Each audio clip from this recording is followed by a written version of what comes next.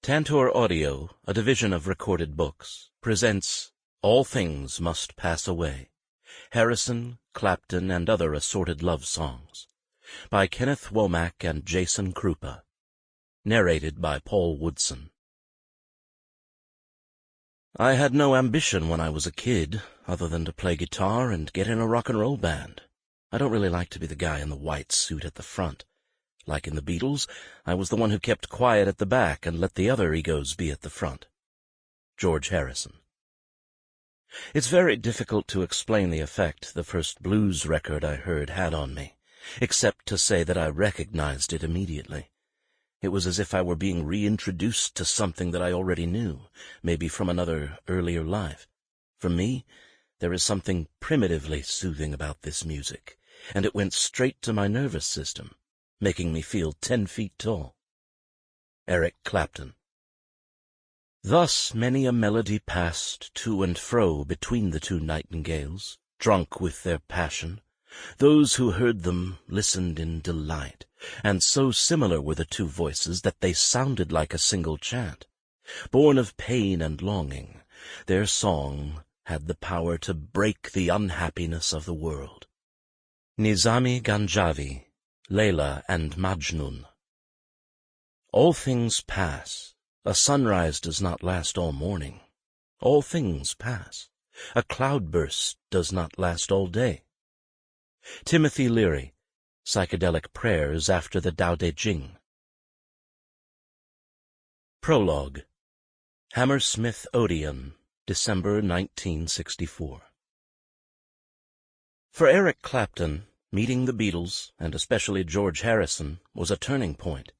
It was December 1964, and the Yardbirds, with 19-year-old Clapton playing lead guitar, were one of the supporting acts for another Beatles Christmas show, which comprised 21 dates at London's Hammersmith Odeon.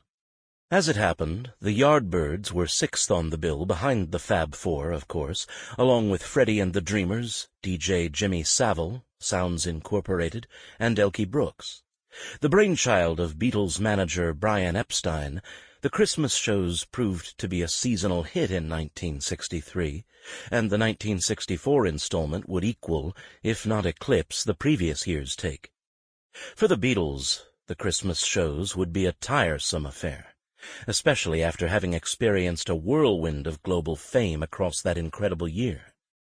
Not only would they perform 2 sets per day for 18 of the Hammersmith Odeon dates, but they would also be decked out in full costume for a series of comedy sketches, including one that required them to dress up Eskimo style as Arctic explorers in search of the abominable snowman.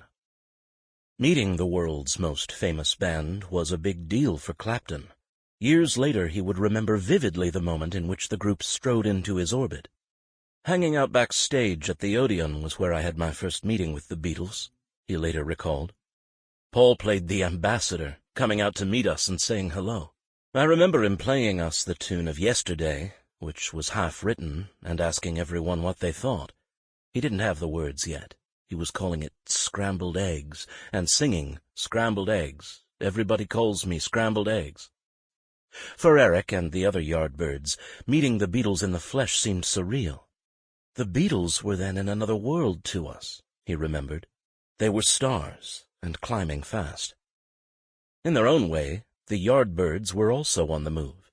Eric joined the band after 16-year-old lead guitarist Anthony Topham was forced to quit the group by his parents, who preferred that their son concentrate on his schoolwork as opposed to performing nightly in a music club. At first, the band seemed like the perfect fit for Clapton, who listened to the Yardbirds' regular set at London's legendary Crawdaddy Club. They were playing good R&B, songs like You Can't Judge a Book by Bo Diddley and Smokestack Lightning by Howlin' Wolf, Eric remembered, and for me just the fact that they knew these songs was enough for me to enjoy them.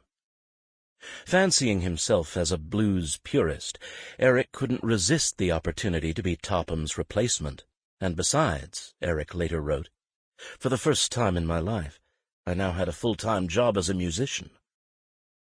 During his first 3 months with the Yardbirds, Eric reveled in the opportunity to perform the blues night after night. As he recalled, What I immediately liked about being in the Yardbirds was that our entire reason for existence was to honor the tradition of the blues.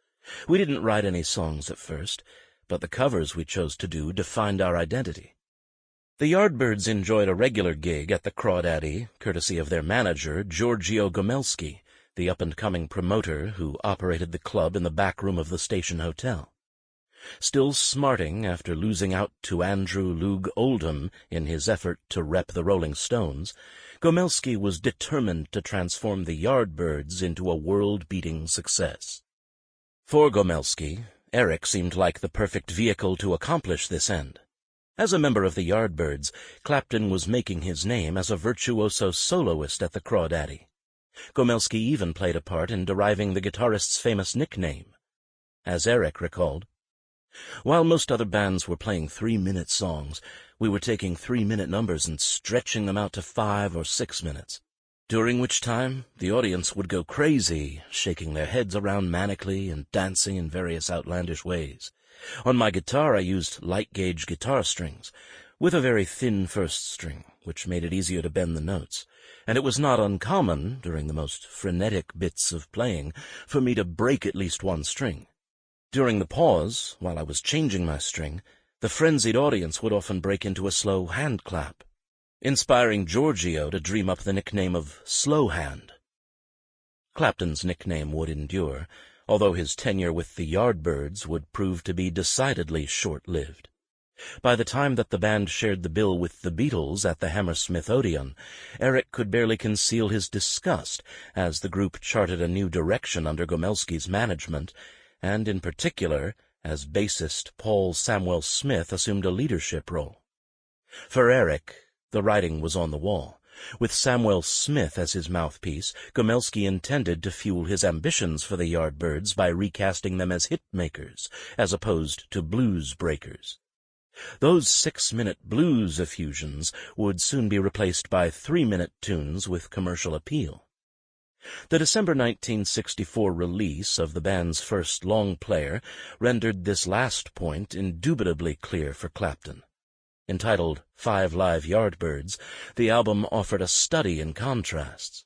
On the one hand, it depicted Eric and the band in full blues power back in their club days. Yet on the other, it stood as a stark reminder for Eric of the band's imminent transition away from their blues-laden sound. For Eric, the final straw arrived in the form of For Your Love, the single that would radically alter the Yardbirds' identity.